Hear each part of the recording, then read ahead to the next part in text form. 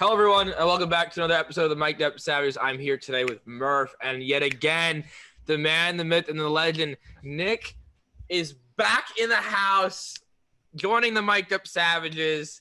About damn time, Nick. That's all I can say. And of course, how do I get Nick out and back on to the show? We talk about all the things that's been going on with the New York Mets. So, Nick, overall, this season, what were your thoughts on the New York Mets? It's got to be a disappointment. The Mets, I'm trying to win the East every year. But obviously there's obstacles in the way, that being the Atlanta Braves this year had a heck of a ride at NLCS Game 7, but I expect more from the Mets. You have the best pitcher in the game in Jacob deGrom, and then you got budding stars and he's not even a budding star. He's an established star, Michael Conforto. Pete Alonso, he had a down year. Dom Smith, great year. I think he was like 10th in batting. We had like three guys in the top 10 in batting average, but McNeil was great. But just the depth of the starting pitching was disappointing. And that's because guys, I'm not going to name names, had to opt out. And then obviously. Okay, we already named him in one of our episodes. I'm not going to name names, but you're naming names. Marcus Stroman, you bum. And Syndergaard went down in March. Nothing we could do about that one. Yeah. But, the bullpen looked better. Diaz, I've been telling Murph for months now, he's back, 1.73 this year. But Nick, he's only faced guys in your division. That's it. But continue. You were saying? Best division in baseball, whatever. Continue. I would disagree, but go on. Continue. Yeah, but Betances struggled. Who else? Justin Wilson wasn't as good, but Lugo, he was out of sorts because they moved him from bullpen and rotation and back. You got to pick one with the guy, I think. You got to pick one. I'm penned for him, but I feel like he had a good couple starts, didn't he? And he got shelled a couple other times. So, but bullpen, it's few and far between. So keep him in there. Yeah. Well, I know Murph has a few questions for Nick Laus. Welcome back, Nick. So, Nick, jumping right in, what are your thoughts on the newest owner of the New York Metropolitans, right? Big billionaire, spent over $2 billion on the Mets. What are your expectations? What are your thoughts? Oh, welcome home, Uncle Stevie. He's couldn't be happier. Get the cheap little ponds out of control here. I've told Andrew multiple times. I've looked up the statistic. He has more net worth than the next three highest owners combined at $11.4 billion. So there's no excuse for the Mets not to be players on every player in the market this upcoming offseason. But do you want every player on the market this year? Do you want that Bauer? Do you want that level of publicity that Bauer is going to bring to a team like the New York Mets? Noah and Stroman aren't too far off with how they handle themselves. But Bauer has a full company. Yeah, Bauer's like on a different level from those two. He's going to publicize Bauer a guy you're interested in going after? Yeah. Really? If they don't get Stroman, then he'd be a perfect 2. I'm assuming Noah comes back in May. Late May, early. When did he go be down? the 3, but with potential to be the 2. Gotcha. How about JT? I'll take Stroman back, but JT Realmuto, another big name out there, big name catcher, big fish. Says he's keen on staying in Philly, but at the end of the day, he's going to follow the money. Are the Mets going to pony up and pay Mr. JT, who's looking upwards 23? I'll do this for you. Here you go. Here's your blank check, JT. Wow. Okay, so blank check. You got any ideas how long, ideally, would you be looking to sign a JT? What is he, 30?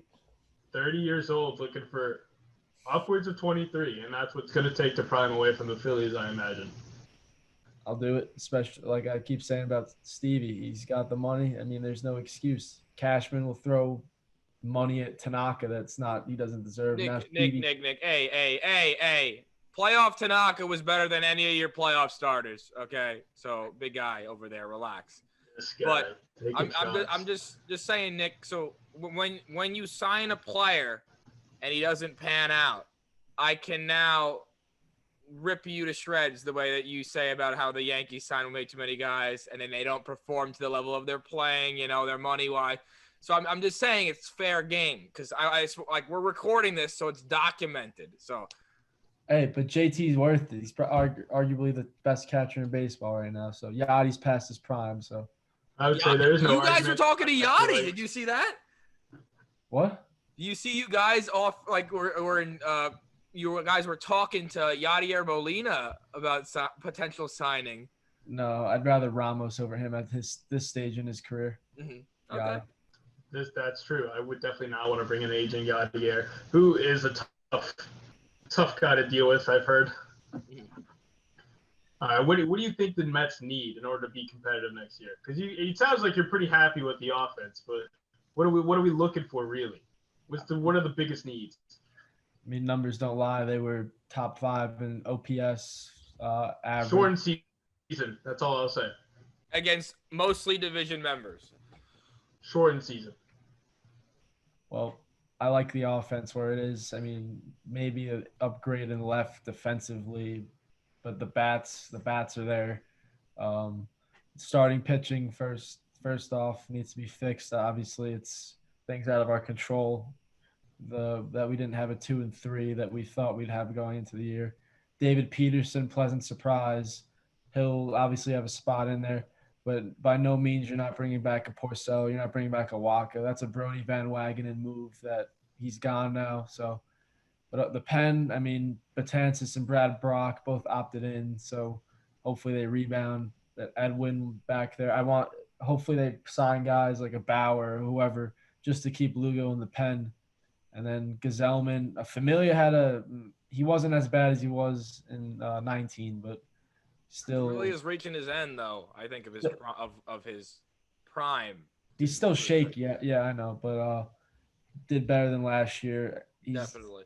And then you gotta remember, relievers are really finicky like that. Like one year they'll start off, they'll be like top, they'll be like one of the better relievers in the league, and then the next year they'll fall off a cliff. It's happened time again, all over the league, with the exception of a few guys like Josh Hader, who's just that guy. Every year. Guy. Every year. Brad Hand, that guy. Brad Hand, pretty consistent. Not a lot of guys like them. Brad Hand's a free agent. He got waived. He did get waived. He is technically a free agent. Actually, technically, you have to pick up his $10 million, right? Or is he just outrighted? I think you have to pick up his $10 million. That's what I assume. Unless I think you get which is pretty cheap for a Brad Hand. Again, I'll take him a 1 year, $10 million. Who knows? A lot of teams would. Would. I forgot about another name. One of Andrew's favorite Mets. Saying this completely facetiously. Steven Matz. He fell off a cliff. Trash can. Don't re-sign him. Go play in Toronto. Listen, I told you he wasn't the real deal. I told you. Then you're like, no, he's so good. I said it since the first day. This guy. I mean, he can go play with the best lefty in baseball, Matthew Boyd on the Trash Can Tigers. But dude, he's gonna be an all-star. Matthew Boyd, the strikeout numbers. Oh, he's the top trade candidate. Top trade candidate of every offseason that never ends. Every offseason without fail. Howie heard rumors that a certain team looking to offload their star shortstop, stud, arguably the best shortstop in the game, Mr. Frankie Lindor, is open on the trade market. Are the Mets in the race to go after a Frankie Lindor? And what do you think it's going to take to land him, if so? I mean, I love star power, so I would take a Lindor. What's the timeout for? Timeout, Nick. Timeout. I'm just if you've seen some of their previous rumored trades, but before you go, I'm not anything could happen. You never know. It's baseball. It's damn baseball. You could have the trade rumors have been through the roof. You've had a lot of guys for one player and maybe a prospect, and a lot of star players for one player. So I'm just letting you know before you continue this statement. I mean, Lindor is one of the best in the game, and with the money that we have coming in, I mean, I feel like they can lock him up for what he wants, and he deserves what he wants. Most likely, I mean, he's been great all these years in Cleveland, and then coming to New York. I mean, I would be willing to give them Rosario obviously as a starter, but then obviously prospects on top of that. But I mean, give them a guy who's under control, who's I still think has room to grow, and he didn't really play too well, or even Jimenez, one of the two guys that can grow in Cleveland and are both under control. I mean, that's not a terrible place to start. And then obviously going into the prospect pool, I guess you're looking at a Brett Batty, or maybe if they don't take one of the shortstops like a Ronnie Mauricio or what's his face, Ali Sanchez, the catcher. I don't really like it. Wouldn't be he'd be expendable if we signed a guy like Real Muto for 5 years. Yeah. But I'd do that, and I've even heard some crazy trade rumor like they trade either Pete or Dom. That's what I was about to ask. How would you feel? It's going to take – so start off, it's probably Mid's not going to get it done. Or Rosario's not going to get it done. It's going to take your top shortstop prospect. And it's going to take a major league ready guy, either a Pete Alonso or a Dominic Smith, and then two other prospects on top of that, most likely. Not necessarily top 100 guys, but another two. Most likely an outfielder and maybe another arm. They're going to be asking for a lot. They're going to be asked for a lot because this is Francisco Lindor, best shortstop in the league, arguably, but probably. Would you do a deal for your top shortstop prospect and a Peter Alonso or Dominic Smith and the two others? And then, okay, this is I'll give you even more the benefit of that you can sign him for maybe another 2 years, like after the trade kind of thing. No, he's getting locked up long term. This isn't a 2-year deal. What are you talking about? This is Frankie Lindor. Hey, chill. No, there's no A. Lindor's gonna want like a 10-year deal at minimum. So you sign him, you'll re-sign him, we'll say. But the deal is top shortstop prospect, Pete Alonso or Dominic Smith, and two others. No, and we're gonna have to assume that at least one of the other prospects is probably in the top 100. I'll do it. It's probably an outfield. You're doing it for who though? Would you pick for which one? Pete or Dominic or both? Like, would you do no preference? Just whatever. Can I interject real quick? Put him on the spot. Small sample size this year. Thank you. I was gonna say that too because it's Dom Smith. You don't really know what you're getting. Like you got the 60 home runs, whatever, with Pete. So there could be an argument to be made though that you really don't know what you're getting with him because you got to remember it was the juice ball. We don't know if we're getting those juice balls again. And this 60-year, he didn't look good at all. Yeah, the 60-game season. Fair or foul, he didn't look good. Yeah, Pete Alonso.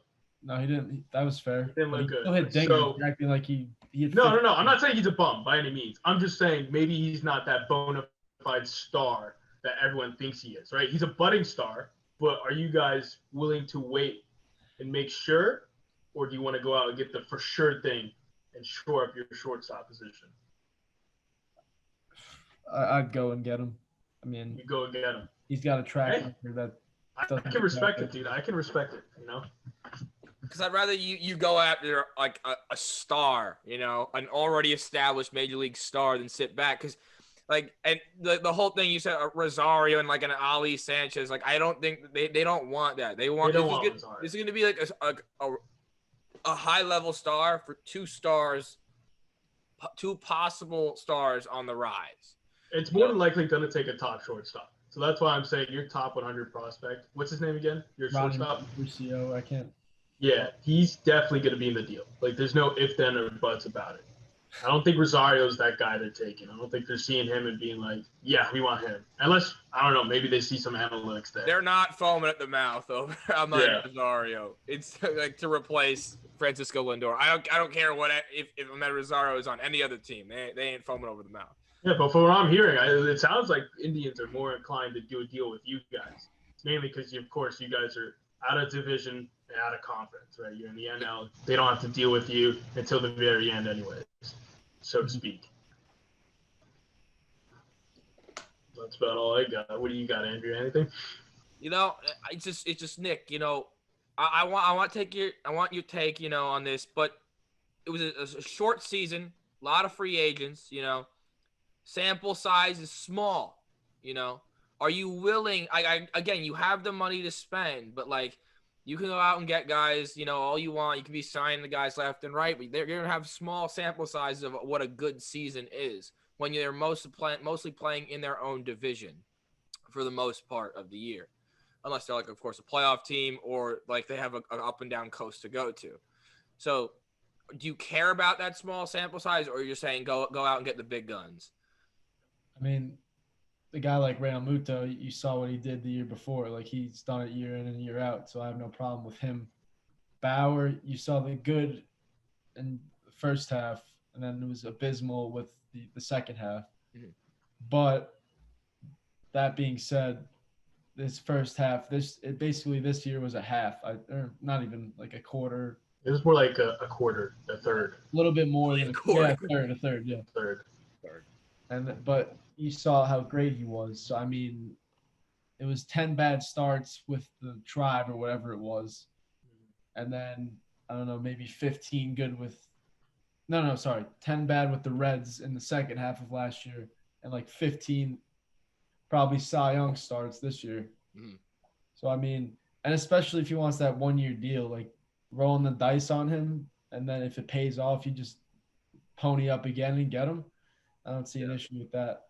But as far as like relievers and stuff, I think like Trinan's available. Yeah, Trinan. You got Hendricks. You got Cologne. I think Kirby Yates, he was abysmal this year. So but he's been pretty consistent most other years. Yeah. It's just he also got injured, which is the big thing. I think you got Ken Giles. Is he a free agent? I can't remember. Ken Giles is indeed a free agent. You have Osuna is a free agent. You have Roberto Osuna. Both are. Both are. There's a lot of options. There's definitely a championship team in this free agent pool. It's just a matter of picking the right pieces. Obviously, you play that gamble, right? I think obviously the guy you guys should obviously be targeting is a guy like Brad Hand. I think you plug him in, he could be your closer, relieves the stress off of a Familia, off of a Edwin Diaz. Those two don't have to be your closer. They can immediately slot in like 7th and 8th, right? Your Betances, who you guys have re-signed. How do you feel about that? Or I guess he accepted his player option. He opted in, so yeah. Yeah, he opted in. How do you feel about that? I mean, I'm fine with it. He obviously run it back up the velo drop every time I'm with him and he's in, but he's still the velo's dropping, bro. I still recall this text from Mr. Nick Patrick. He goes, "Wow, I'm really liking what I see out of Dellin Betances. 10 minutes go by. May have spoken too soon as he gets shelled for 3 or 4 runs that game." Hey, hate to see it. He's reacting to the NL. You got to make excuses where there can be excuses made. Nick, I'm giving you the benefit of the doubt. Yeah. I've never done this before. I'm giving you the benefit. Surprising, so enjoy it while you can. Continuing on this rescoping phase, what are we doing at the GM position, and how do you feel about the departure of your previous GM? Am I correct? Is it Alderson back in the GM spot, or does he have like a VP role? I didn't even get an update that Van Wagenen was fired, honestly. He was released for sure. No, I know that. I'm just saying I didn't see it. I didn't know I know Cohen loves Alderson, and Alderson's responsible for bringing all like the talent that we have in right now, like homegrown wise. I haven't seen anything on that either, so I'm assuming he's still in. Well, if Cohen likes him, I'm fine with him bringing him back because he's done a lot for the organization. I mean, his stay was cut short because I think he had cancer, but he fortunately recovered, and I think he's like ready to get back into it. And no better place than to come back where he finished what he started. Mm-hmm. And how we feel about the manager position. You guys did hire Carlos Beltran. Unfortunately, due to the circumstances, you had to let him go. And do you consider bringing him back, or are we looking somewhere else? What are we doing? Are we keeping what we got? Yeah, I give Rojas 1 more year. Giving him 1 more year. It was kind of a test year. I'm giving him the benefit of the doubt again. You Yeah, know. I mean, shortened season, tough to really say, but you never know. Brody. I mean, he's already was axed, but yeah, I was fine with that regardless. Interesting. I got one last question for you before we like shorten this or end it, whatever we're doing. But how much are you willing to give Bauer for his 1 year, or he may sign like an option, like Yeah, it might be like a player option. yeah, but he already has to, like, if he does go and enter that second year of the player option, gets shot with a paintball gun by his friend at like point blank range, and he doesn't want to do that, and he's been fairly strict about that on his YouTube videos. But again, 1 year, how much you paying him? Are you breaking records or? I give him around where Mookie got, maybe a little lower. Well, like 25, 26? 24, 25. Okay. Is that without a player option or just a Without? Okay. Interesting. Okay. That sounds about right, to be fair. It's somewhere around there. It's definitely going to be north of the 23 mil range, I'd assume. Yep. Well, Nick, you finally have graced us with your presence. This is going to be, I'm going to splash this all over social media. You have finally come back home where you belong on the Mic'd Up Savages. Thank you for joining us. And I know, busy schedule, you're finally back. Thank you all for watching. Leave a like because Nick's back. Tell your friends, tell everyone, Nick's back. Everyone have a good one. Thank y'all for joining me.